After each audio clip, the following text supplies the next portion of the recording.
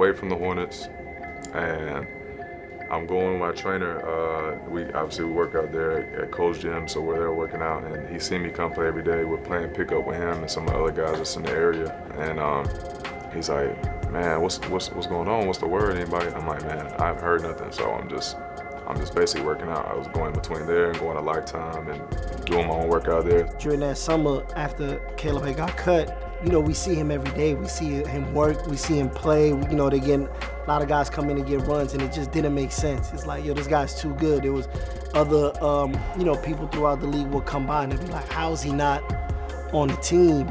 He was like, "Man, I'm gonna reach out to a couple contacts." I'm like, "All right, cool." I don't know what that meant. I don't know who he knows, but I'm like, anything will help at this point. There was no ulterior motive or anything for Cole. It was just like, man, this is my guy, and he deserves a shot. So Cole has a relationship with Karan. We have a good relationship with Karan. So he just called him like, "Yo, I know you're in Miami.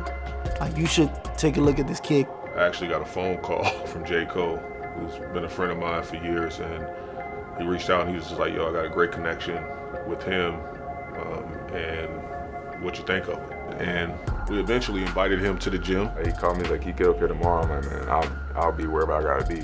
You know what I mean? And that was, like I said, I felt like I was like on life support almost, and I was like on my last leg going to the league. So I'm like, man, it was just weird because I'm like, to me in my mind, I was like thinking I did enough in the league. I thought I had enough footage and film, whatever, for somebody to take a chance on me. But it was a tough year for a lot of people.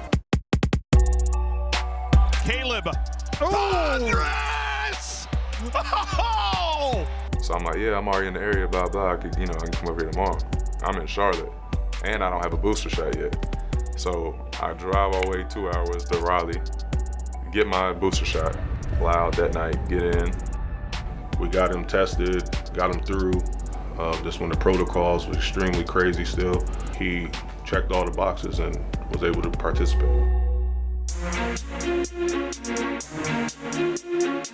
I got all this adrenaline. I'm like, didn't really sleep the night before and nothing like that, just because I'm like, man, there's no way the shot can make me feel bad. I get in here and we play pickup, and I end up playing pretty well.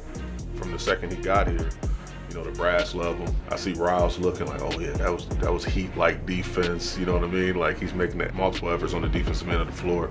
And his shot, he was able to make shots, open shots in the rhythm, 1-1000, 2-1000, wasn't exhausting the dribble. I was like, all right, cool. Maybe it can be something. Let's see where it goes.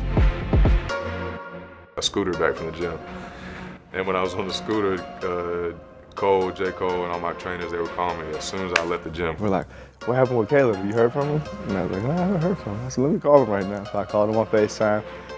And I just remember he answered, and he's like sweating, and he's like looking around. He's like holding his shoes over his shoulders. Like, he had no idea what he was doing. He was like, "How'd you do?" I'm like, "All right, man, I'm gonna tell you when I get back to the hotel. Let me ride back. I can't hold the phone and drive the scooter."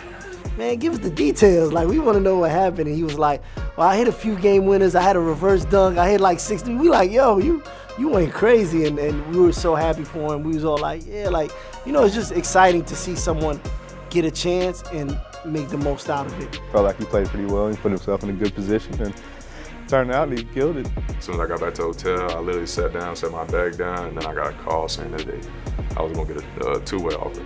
As a friend, it makes me feel great for him because he deserves that. And sometimes a two-way in the right place is better than a guaranteed contract in the wrong situation. No one finds diamonds in the rough better than this franchise, obviously. So it's like the opportunity to be somewhere that you can maximize your talents. It's like you have to take it. Once I accepted that after like 20 minutes after the phone call I got, and I was like, okay, all right, I'm ready.